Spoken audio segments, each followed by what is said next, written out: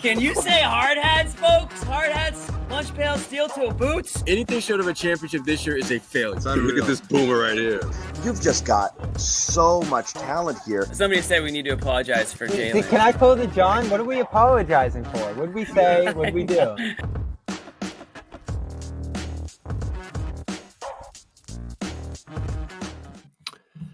Hey, Bobby Manning here. Welcome to a Thursday edition of the Garden Report. Adam Aaronson here from Philly Voice. We're going to talk more about this Christmas game. We had a bit of an abbreviated show yesterday after the game. And still a ton, I think, to take away from this one for both teams here. And this is the first time that the Celtics saw the Sixers and vice versa here, Adam. Ton has happened leading up to this game. Celtics, as expected, got off to one of the best starts in the league. Slipping up a little bit recently, and as for the Sixers, probably the most surprisingly poor start to this season, and they've turned it around a little bit here with some renewed health. 3 or 4 games now into that big three playing together, and I guess aside from Paul George, this is what you expected to see this year. This is what I certainly expected to see from this year. I had them second to Boston in the East coming into this year. Yeah, I mean, this is, when I posted my game story after the game, I said, this is what the vision was. This is what this team was supposed to look like, really, like you said, aside from Paul George, who's still in a little bit of a funk as a scorer and really has done everything better than I expected this year, other than shooting and scoring, where he's lagged quite a bit behind his career marks. And, we could talk about later if he'll catch up. But yeah, the funniest part to me is, we spent in Philly like 2-3 months talking about this Maxey, Oubre, George, Caleb Martin, Embiid lineup that was supposed to be their starting 5. It was Maxey and Embiid and a bunch of wings, which is what everybody here has believed the formula would be. You add another high-level scorer in George. You have 2 guys who can guard across the positional spectrum, who can knock down an open 3. Everybody knows what Caleb Martin has done in matchups in Boston in the past. And this was actually the first time that those guys all started a game together on Christmas Day. They had all been available the last few games, but KJ Martin had been starting over Caleb Martin. KJ Martin's now out for at least a few weeks with a stress reaction in his foot. But yeah, you're exactly right. I mean, this is what it was supposed to look like. And the fact that we're finally getting a glimpse of what all of this was supposed to look like on Christmas, when the season starts more than 2 months earlier than that, is probably not a great sign for the Sixers. But they can't go in a time machine and get Embiid's knee ready for opening night. They can't prevent Paul George from having 2 bone bruises. They can't prevent Maxey from having the hamstring issue he had in November. All they can do is make the best of the situation they're in, and that's what they did yesterday. Yeah, and you recounted a lot of it right there, everything that's gone wrong. Yeah, you certainly had the Joel Embiid locker room incident, suspension as well, and this game not without incident either, with Embiid spilling into the crowd before the game and hurting his ankle, which I'm not normally on the floor much before the game. I usually poke my head out a few times. If I got to talk to someone, I will. But that's always what I imagine missing when I'm not out there, is something like that. Of course, it never happens. Yeah. But this game, I'm not out there, and that happened. And I think Jared Weiss was the only one who caught it. He turned his ankle on the security guard, fading away on a 3. And that's the kind of season it's been for the Sixers team. And even with this great win, you look at something like that, and he, I think, turned the other ankle later in the game. So even as you get the starting lineup together and you get this great win, you still have that sense here that this is the season from hell where everything goes wrong. Yeah, I mean, frankly, everything has. I would say one thing has gone right from the start, which has been Guerschon Yabusele, who I'm sure we'll get to, which is just an incredible story. The other one was that Jared McCain looked like he was going to win Rookie of the Year, right? And had this just ridiculous start to his rookie season. He had, I think, an 8 or 9 game stretch of straight games with 20+ points, all efficiently, all within the flow of the offense, like as the focal point of an undermanned offense. And then on the 13th, they're playing Indiana. He takes a brutal fall and hits the back of his head on the floor. They check him for a concussion. Somehow he didn't have one. They bring him back into the game.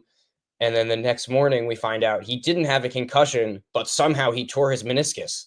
There had been no understanding that anything was wrong with Jared's knee, and suddenly it's a repaired meniscus. He's going to be out for quite a while. Still unclear if he's going to be back at all this year. Embiid has still only played in, I want to say, 9 games. Paul George has had 2 extended absences, both with the same injury, a left knee hyperextension, which was later revealed to be a bone bruise. Tyrese Maxey was having, the season from hell as a shooter, and he's one of the better shooters there is in the league. And just when he was starting to get on track, he hurt his hamstring, comes back. Everybody's in and out of the lineup constantly. Caleb Martin had been having, the worst offensive season imaginable, had been playing through several injuries at once. They finally decided to sit him down, give him some time off, and Nick Nurse was adamant that when he got back, they were confident that he'd be more like the guy that the Sixers thought they were getting. They gave him a 4-year deal. And hoped that he would be either a starter or, one of their most critical, rotation wings. And Caleb Martin, I think Derek Bodner from All City tweeted that Caleb Martin has upped his 3-point percentage on the season by 9% over the last 2 games. 3 for 4 against San Antonio on Monday, and obviously 7 for 9 yesterday in Boston. So, again, this is sort of the essence of the Sixers, and it has been for as long as I've either covered them or followed them in any capacity, is they do enough to make you think that, whatever their expectations are, whatever their dreams are not going to be accomplished. And just when you're ready to write them off, they have a game like they did yesterday. And you're like, well, if it can look like this, if they can beat a team as good as the Celtics on Christmas in front of everybody, why can't they do that in April or May? And, there are many reasons why that probably is not something that at least this iteration of the team is going to do against the current iteration of the Celtics. But it's just the constant state of the Sixers is if just when you think you're out, they do something that makes you want to come back in on them. And then just when you're ready to get excited about them, something devastating happens. It is just, that is just how it always is with this team. And I've learned to just go with the flow of it, I guess. Yeah, and I do like how the team's constructed. You look at all the moves from over the offseason.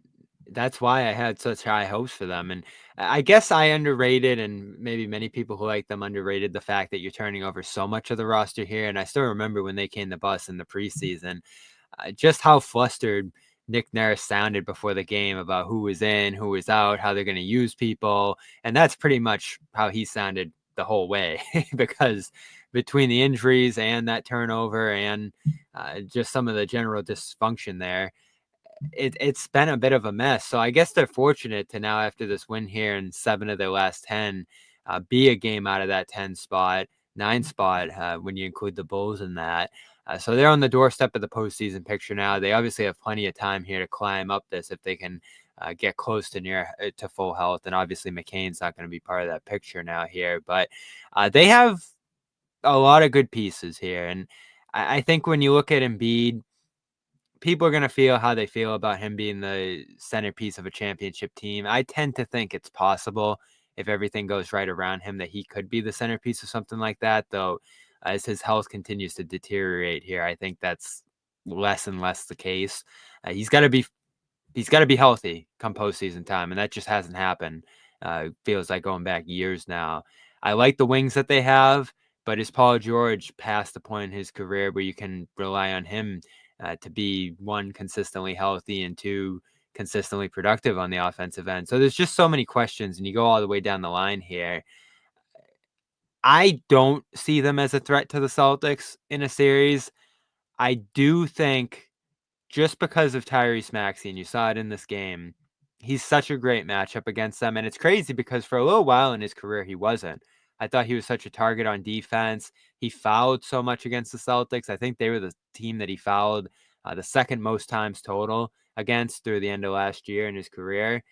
And his shooting was so unreliable that he didn't fare well in many of those matchups against the Celtics. But now, whether it's the Celtics changing their personnel a little bit here, a year older, less athletic top to bottom, he can beat a lot of these guys off the dribble, and that's all he did all game yesterday. So I guess if there's some semblance of health here and Maxey continues to grow and Nurse can scheme it up about as good as any coach, it's a series that I could see being extremely challenging, especially if it happens early. And obviously you can't rule out this being like a 1-8 or 2-7 kind of series the way it's gone for Philly. Yeah, I mean, if the Sixers are to be involved in the playoffs post play-in, just based on where they are in the standings, I think by far the most likely scenario is that they're a team that wins a play-in game, and that puts them as a 7 or 8, which puts them against either Boston or Cleveland, right? Yeah. I think that's a very likely scenario, and I agree with you. I would not consider the Sixers right now to be a genuine threat to the Celtics in a 7-game series. If they can stay healthy for several months and build the cohesion that a team needs to, win at the highest levels. And because, like you said, entering the season, it was an issue of all these guys haven't played together. And that's something that sometimes you have to live with the first few weeks of a season. But when your best player, who your team is built around on both ends of the floor, doesn't play for the first few weeks of the season, it's everybody getting used to each other on the non-Embiid version of the team. And now everybody now has to get used to the Embiid version of the team. And then he goes out and you have to go back, and they're going back and forth. And that's the biggest thing. It's not just about Embiid. It's really difficult for everyone else because, I'll just say, for example, someone like Kelly Oubre, when Embiid is on the floor, Oubre can cut off of him, do a ton of stuff off the ball that's really useful, crash the offensive glass where he's been great this year, and like really focus on all of the little things, doing the dirty work.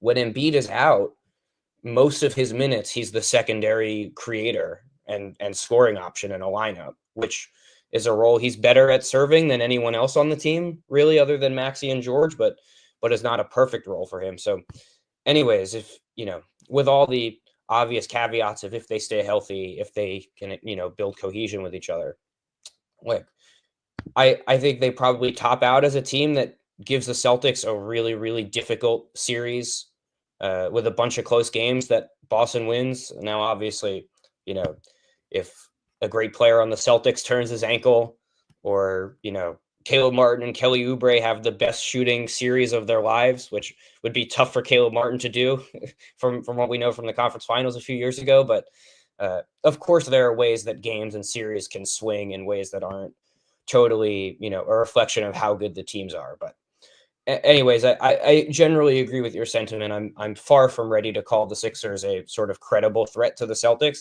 I do think if the Celtics did play, let's say, the Celtics played the Sixers in either the 1-8 or the 2-7 in the first round, like, I do think that's something that would probably help the Celtics a lot to face like 3 legitimate star level players, one of which a former MVP, across the positional spectrum early on, in just a way of like, not that the Celtics need, any more battle testing, but like, it can never hurt, those sorts of things. I thought that was one reason I thought the Knicks were gonna, if they could stay healthy, like really sort of steamroll Indiana, was because you emerge from a series as contested as that Knicks Sixers series was. And I think you just come out for the better as long as you're healthy and you're not totally worn down. So yeah, I mean, I am far from ready to declare the Sixers as a threat to beat the Celtics, as a contender even against most teams, because again, like, we're having this conversation because Joel has played in 3 of their last 4 games, and that's been the pinnacle of their season so far, from both on-court performance and his availability. Everybody says it, but it's really all you can say is, you'll believe it when you see it with the Sixers, because they just haven't shown it enough. And if I told someone in October that they were going to beat the Celtics on Christmas Day in front of everybody the way that they did, and that it would improve their record to 11-17, like, that would be devastating to a lot of people. And all of this has been devastating, and a lot of people until yesterday were sort of checked out, and a lot of them still might be, and it's completely understandable, especially given how many disastrous things have happened with the Sixers team, from the Kawhi shot to the blowing up that team that everybody was fond of and bringing in Al Horford and that being a disaster, and then having to salary dump Horford, and then Horford goes back to Boston and is immediately awesome again, and then wins a title and kills the Sixers every time. I said battle tested before. Sixers fans are battle tested. They have really been through the ringer over the last however many years. But yeah, again, probably too soon to even speculate about what they can do in a playoff series, because like I said, that lineup that everybody anticipated Nick Nurse using on a night-to-night basis, he just used for the first time on Christmas. And there's a stat floating around about how the Sixers are undefeated when Embiid, Maxey, and George all start and finish the game. It's like, that's true, but it's also 3 games, so it's like not a significant sample size there.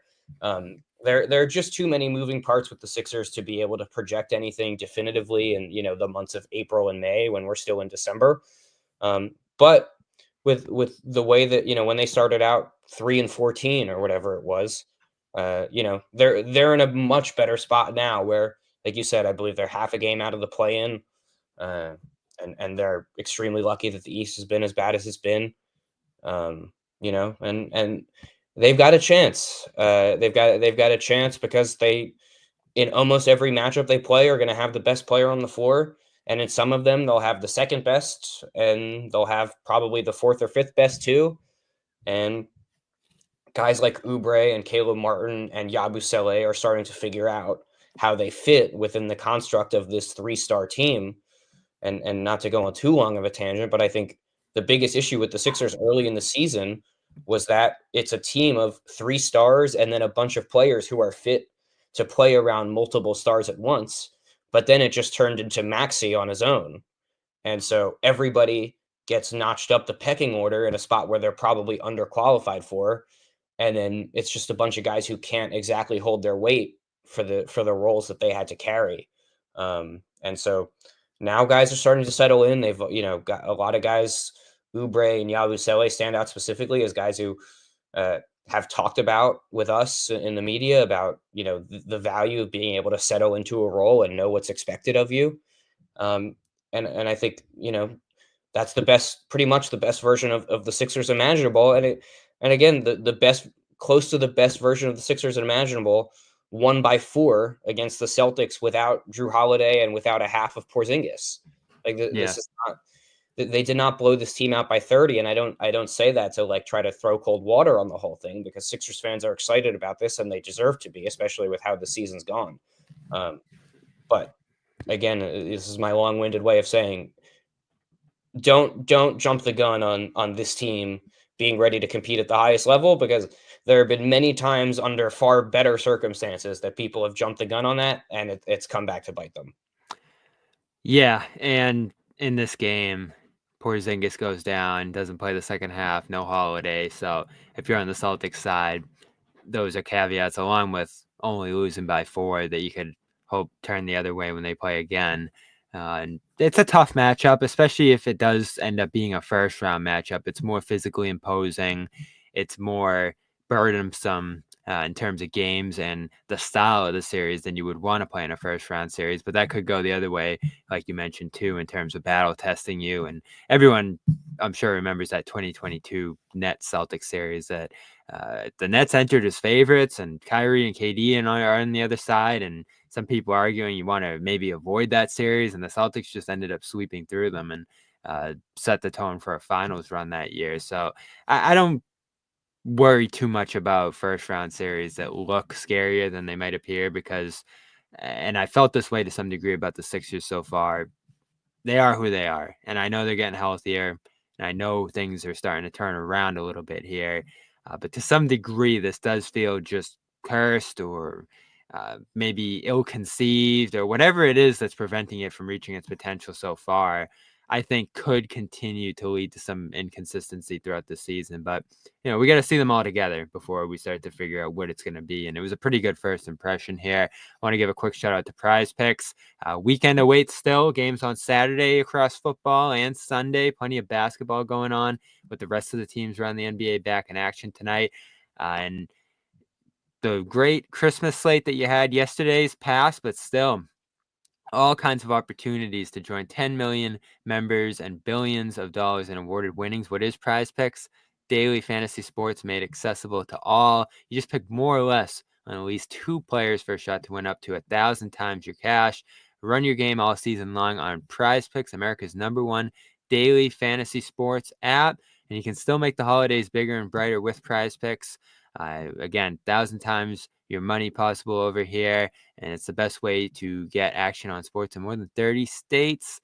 Again, join the 10 million members and sign up today. They get the flex play, which means you can still cash out if your lineup isn't perfect. You can double your money even if one of your picks doesn't hit. They put their members first. All withdrawals are fast, safe, and secure. When my picks hit, I can get my money in as quick as 15 minutes. So join now this holiday season. They're always giving away some great free picks. They had the free Jokic Square last night. And when you sign up with the code CLNS, you'll get $50 instantly when you play $5. You don't even need a win to receive the $50 bonus. It's guaranteed. Weekly promotions like Taco Tuesday each Tuesday, where they discount player projections up to 25% to provide even more value to your lineups. So again, whether it's Drake May and his touchdowns or Jason Tatum and his scoring, you can even go across leagues, which is fun over there on PrizePicks. So go get $50 instantly when you play your first $5 lineup with the code CLNS. That's code CLNS. You get $50 instantly when you play your first $5 lineup. PrizePicks, run your game. Just a couple more Philly questions here. Obviously, in this win and a good night for them, Paul George just doesn't look like Paul George still. And I don't know if it's the after effect of the couple injuries, knee bruises he suffered earlier this year. He felt pretty uninvolved overall in this game, and you did see he and Joel get into the 2-man game a couple times. But this was a pretty lackluster performance for George here in a season full of them. I think just 41% from the field, 33% from 3.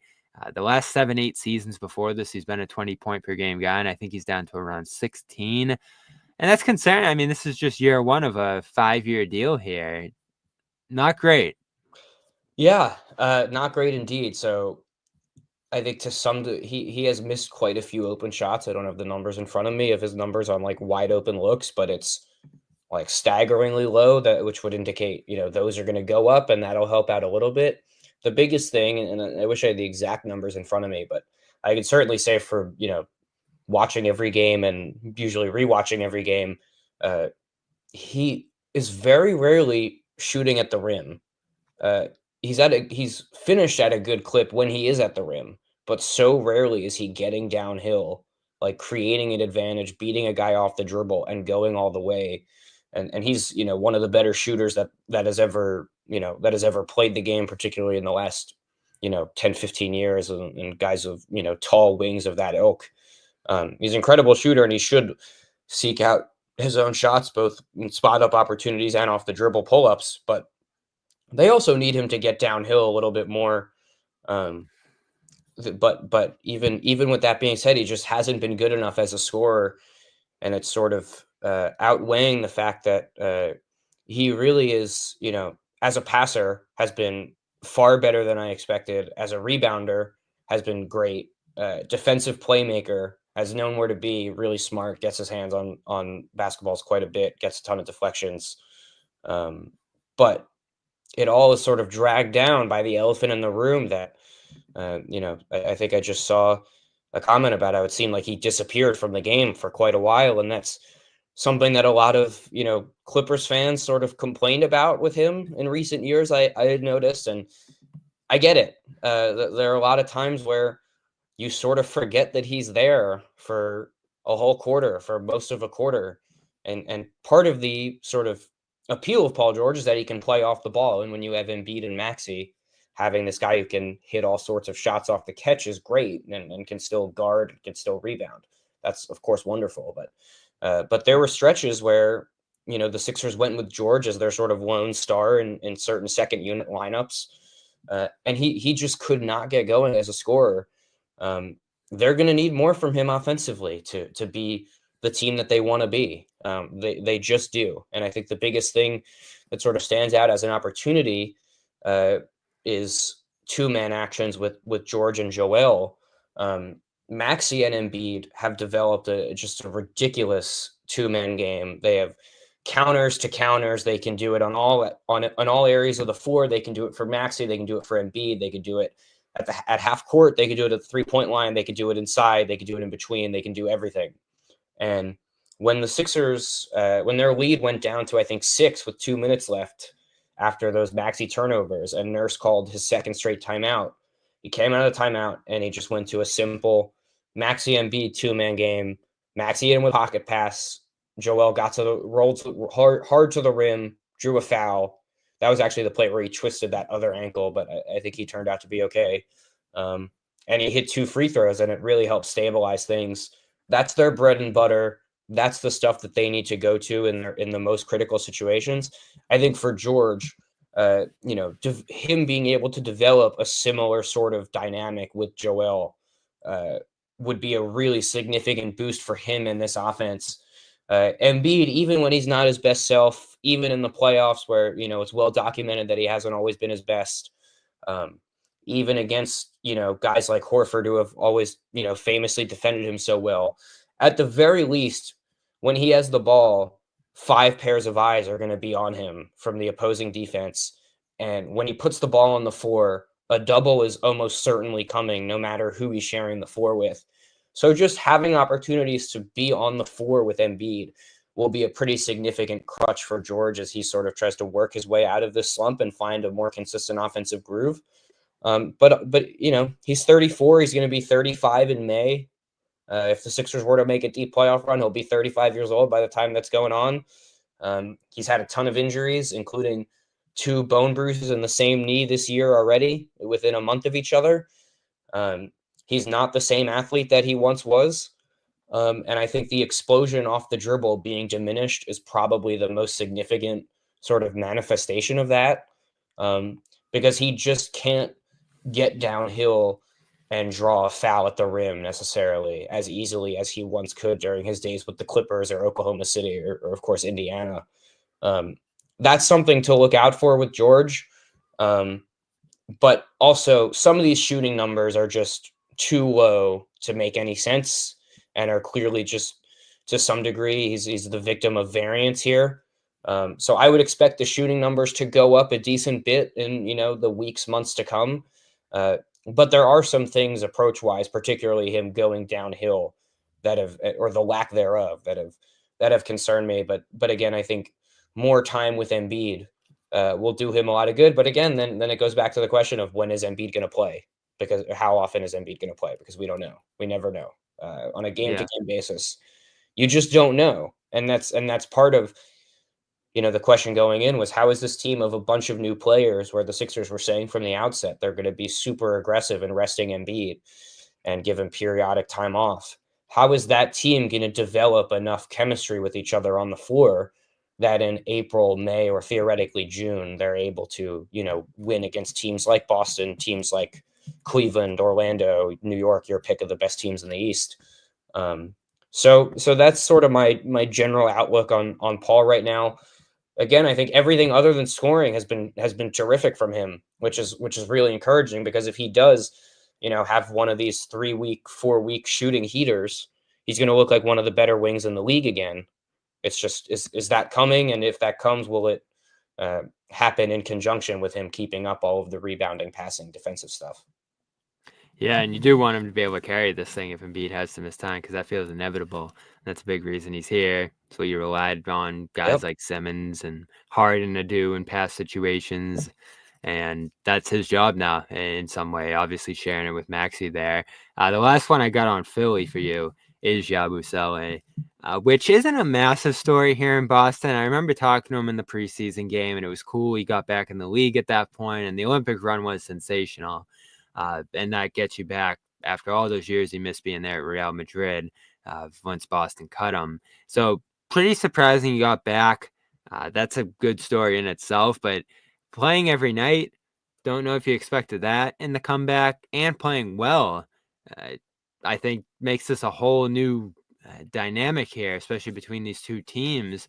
And last night, I thought he did hurt the Celtics a couple of times early in the fourth quarter. It's a pretty deep bench unit out there, and he's logging minutes in a small ball look, and knocks down a couple of threes in this game on 4 tries, and overall just active. And that's what you expected as the Celtics when you drafted him. Was a guy who could play a couple positions, knock down threes, move his feet defensively despite being a massive body. It's amazing what he's doing right now for this team, and I don't know if he'll sustain, but as long as it does, if these teams do end up meeting down the line, I do think this story has the potential to grow here, because the Celtics caught him so long ago at this point, and the team's changed so much, and they've won the championship that it's hard to be like, oh, Yabu's killing in Philly. But he's killing in Philly. He really is. It is truly a remarkable story. And you can just tell when you talk to him, even still now, months into the season, how much all of this means to him and how sort of surreal He it didn't is. want to jinx it yesterday. I was like, Yeah. man, did you imagine he'd be playing this well? And he's like, we're only 30 games in. Yeah, exactly. I mean, he spent 5 years overseas trying to work his way back, and headed into the Olympics, like, had no perception that an NBA return this year was like even slightly on the table. And it really wasn't until just the extent to which he was brilliant in those Olympic games for Team France. Um, and yeah, it's ironic. I actually talked to him about in November. He made his NBA debut in Philly, um, and he had his first NBA basket in Philly. I said, "Do you remember your first basket? Do you remember where it was?" He said, "Yeah, it was in Philly. I hit a pick and pop 3 from Shane Larkin." And I was like, "All right, so you remember?" I thought that was cool. Yabusele has been terrific. I wrote a story on Monday night that went up Tuesday morning after the Sixers played the Spurs. When Embiid got ejected at the end of the first half from that game, Nick Nurse just said, "We are mirroring Yabu's minutes with Wemby. He's going to be the guy on Wemby the rest of the That was game. great. He knows him." And Yabu was so good on both ends. He hit these crazy high arcing threes over Wemby. Attack a closeout with a pump fake, drive to the basket, score on him at the rim. Guarded him about as well as you could. He's just, and Tyrese Maxey had a really excellent quote on it after that game. And I'm going to just pull it up here and read it for you, because I just think it speaks to everything I would say. Tyrese said, "Yabu's been great. He's done so many different things, played the 5, played the 4, started, come off the bench. He's done everything that the coaches have asked him to do. All you can do is appreciate someone like that, man. Shooting threes, rebounding, posting up. Sometimes we're going to throw him the ball in the post because he's a matchup problem down there. He knows how to score. His defense was amazing tonight."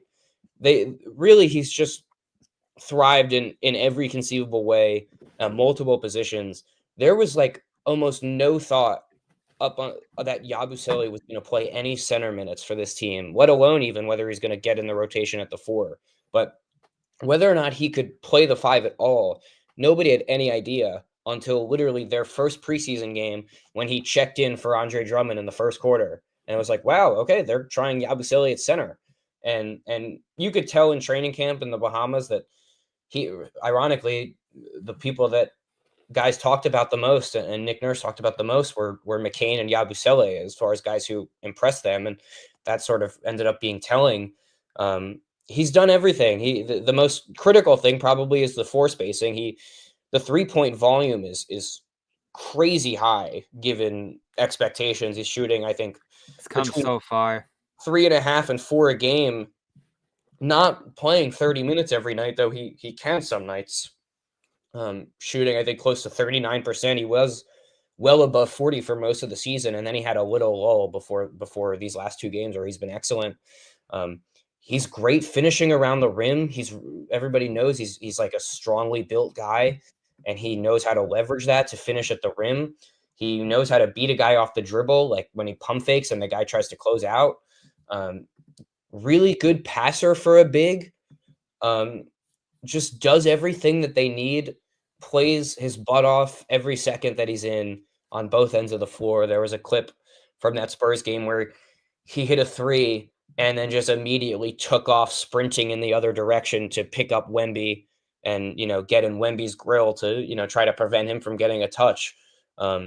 What he's done has really been astounding. Ironically, I tweeted this during the game last night. To me, he's the best backup center that the Sixers have had since Al Horford, which is sort of funny, and to the Celtics fans listening is very funny. If there are any Sixers fans listening, they think that's probably like more of a cursed sort of fact. But I think that they should view him, if they can keep him around long term, and it could get tricky with salary cap stuff depending on how much interest there is in him from other teams next summer. To me, this is the ideal backup center for them, and it's someone who can also play at the 4 alongside Joel if they need him to. It's a wonderful story. It's also heartwarming, and it just in the sense that it's very clear how much all of this means to him.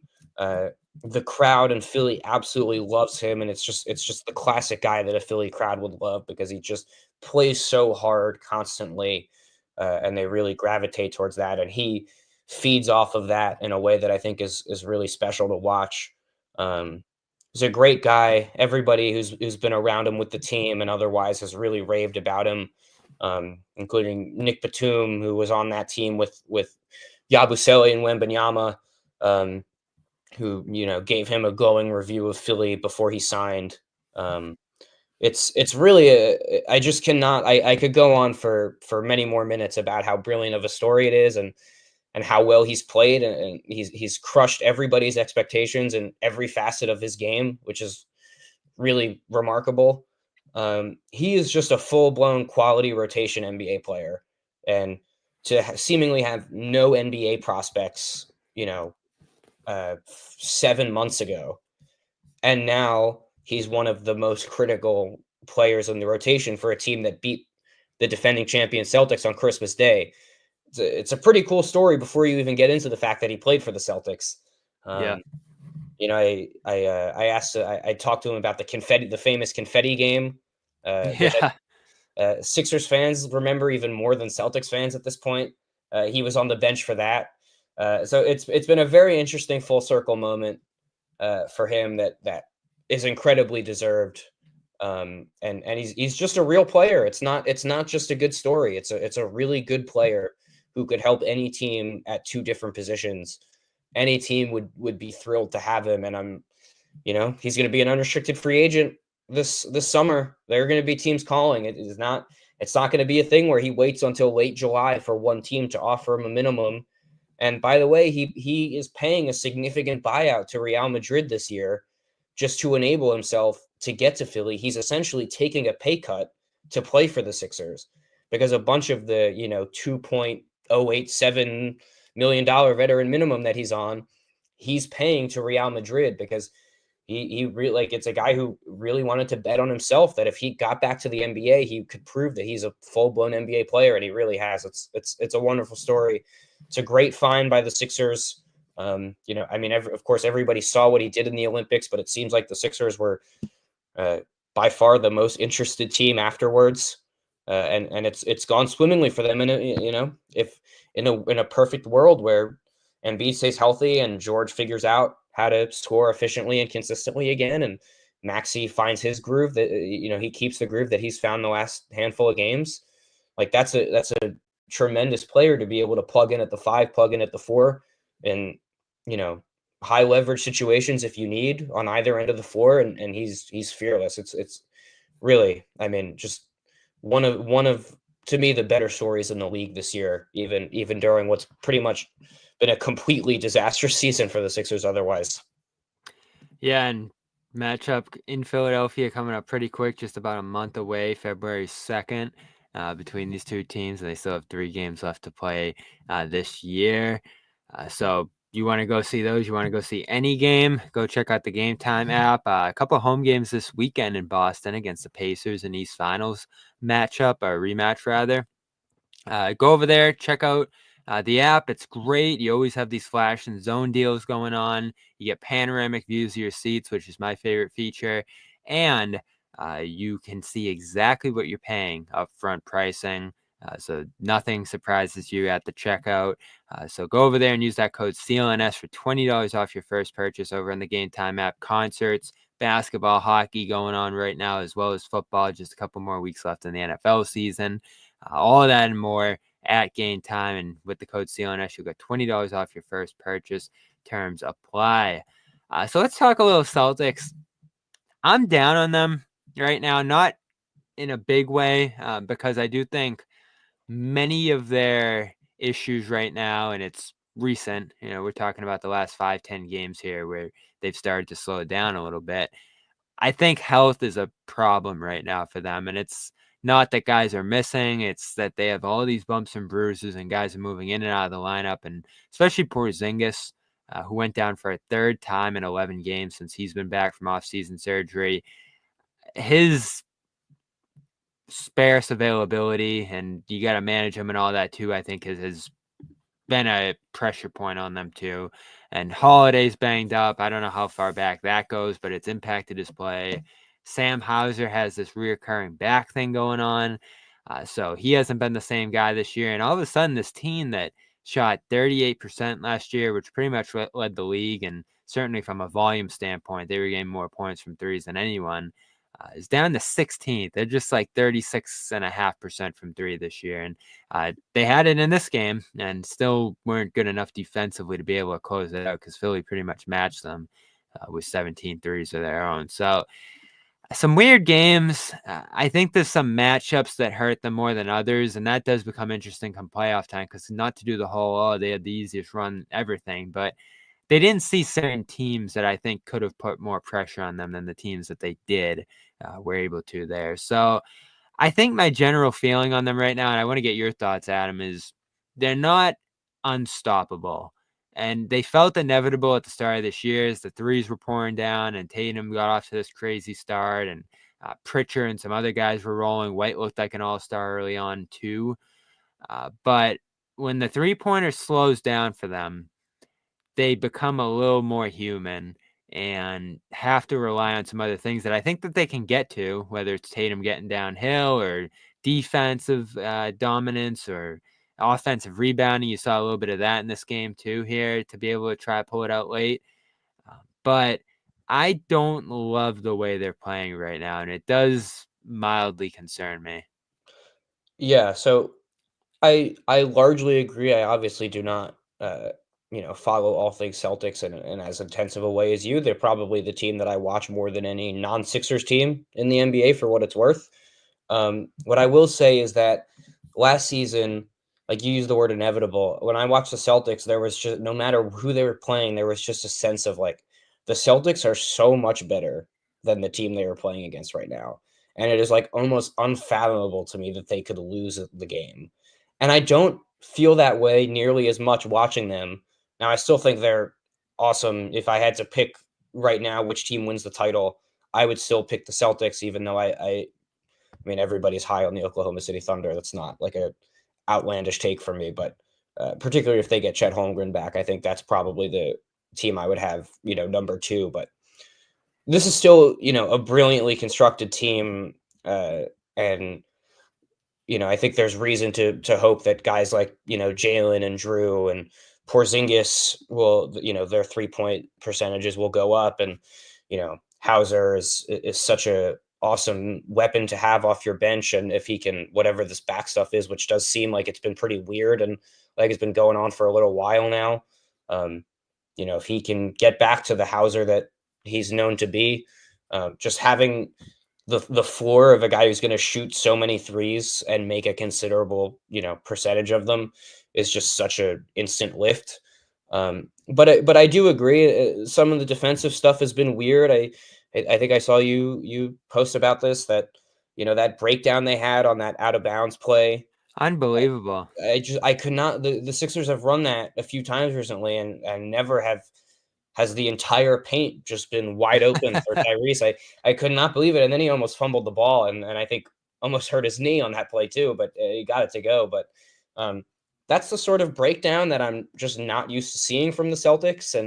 And you could speak better to me whether or not that's sort of emblematic of a larger theme going on with them. But yeah, you use the word inevitable describing like last year's team, and I would have also used that word, and it doesn't feel that way right now. But it's December, and they're still 22-8, so they're doing all right. Obviously, the amount of talent is incredible. I was very appreciative that you teamed up with me on that game preview for Philly Voice yesterday, and the first guy I wanted to ask you about was Pritchard, because I've just been so fascinated by how massive of a weapon he's become. And I know he's, I think the last 3 games have been pretty rough for him shooting wise, and I think 0 for 8 from 3 yesterday against the Sixers. That was a weird one, yeah. Yeah, but another guy that there's just such a, like, of course, every guy is liable to a game where they go 0 for, but generally speaking, such a high floor when you're shooting so many threes and you're such a good shooter. And I know there's this whole like widespread thing about, are people shooting too many threes? The Celtics, like, if there's any team that should be shooting 1 billion threes a game, it's a team that has 1 billion good 3-point shooters. Like that is sort of nonsensical to me. But you, like you said, you always want to be able to win in multiple ways. You don't want to be as good of a shooting team as they are. You don't want to be entirely reliant on shots going down and then not be able to pivot if they're not, and you're in trouble and you need to go to something else. But clearly they're in good hands, both in terms of, Mazzulla and his staff do a wonderful job, and the front office is, of course, brilliant. And I know for all sorts of reasons, between prior trades and second apron stuff, they're extremely limited in what they can do in terms of adding to this. But even look at something small last year, like adding Xavier Tillman. It was just like such a classic Celtics addition to me. Yeah. It's very funny to me how like the Sixers have been searching for a backup center for what feels like 25 years, and Celtics just have 4 of them right now. And I enjoy, like, you'll either turn on a game or click on a Celtics box score. It's like, oh, tonight it's Kada. Oh, tonight it's Cornette. Like, you never know who it's going to be. I enjoy that. I struggle to be too concerned. Like I suppose some concern relative to what I expected from them, but still 22-8, still, one of the best offenses in the league, I believe, and one of the best defenses in the league. It's still an awesome team. They have more than enough time to figure it out. And I'm sure, I'm sure during the games it drives Mazzulla nuts, but knowing him, I'm sure he also sort of enjoys the fact that there's stuff that he can hammer home over the next few months, and they don't feel like they can coast. And it doesn't seem like a group that really feels that way anyways. It's a bunch of pretty motivated guys, and that's why they all play so well for Mazzulla. But yeah, I would echo like the concerns that you just spoke to, and I think they're concerns, but in the grand scheme of things, there are 29 teams with far more significant ones. Yeah. And I think there's only a small number of teams that could beat them 4 times. I do put the Thunder in that category. Several of them are probably out west, and it'll be interesting to watch them against more West teams as those come about. Memphis played them great. I think Milwaukee can still play them athletically through Giannis in a challenging way. And Philadelphia, I have some positives from this game too. I like how they can generate threes over Embiid's drop. I like how they can put Embiid in space, with Jalen and make him work. And Jalen, after an awful start to this game, turned it around by attacking mismatches. So they're pretty versatile offensively in the way that they can create threes. And you saw it in this game. The paint's not always super accessible against Philadelphia and Embiid. And when you can rain down jump shots over that, that's important. And they did that in this game. Yeah, I mean, I'll just say that is like the true stretch fives are some of the, for Embiid's Horford was plus 22 in this game, I think. Right. Those have been the guys who have been the most difficult for him to handle, because he is just naturally inclined to want to protect the rim because he is so unbelievably good around the rim. I'm just seeing Horford shot 5 of 10 from 3 in this game. Right. I mean, I can think of I can think all the way back to 2018 and Al Horford picking and popping him to death with Terry Rozier and like Aaron Baines hitting corner threes. Like it's still like that was a thing then, and 6-7 years later, it's still a thing. He's better than people realize a lot of time in space defending Embiid, that is. But Porzingis and Horford are such unique floor spacing threats, like particularly Porzingis and how far he shoots it from. And when I was not at TD Garden yesterday, but so I was watching on TV, and when the second half started, and I noticed Cornette was in there over Porzingis. Like Cornette is a very good backup center, and frankly, the Sixers would have killed to have Luke Cornette the last few years, but just the fact that it's someone who has to hang around the rim means that Joel can also hang around the rim, and that's where he's his most comfortable.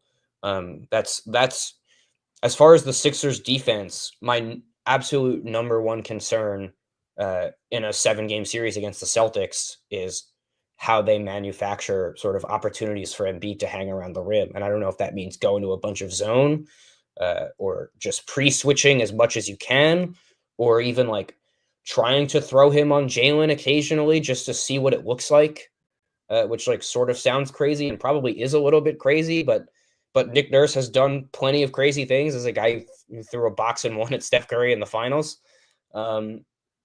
I think the spatial issue for Joel defensively is probably the most significant thing that the Sixers would run into as a defense against the Celtics in a series, just because Horford and Porzingis are so like, these are not just bigs who can shoot. These are like awesome shooters who happen to be bigs. Yeah. Particularly Porzingis. And he's doing it from 30 feet out most of the time. Guys who can space that far, it's just an archetype that has given him trouble forever. And whenever the Sixers have played those stretch fives, they often will invert the 4-5 matchup. So whoever their 4 is will guard the stretch big, and Embiid will guard like the power forward who's not as good of a shooter. But no such player exists on the Celtics.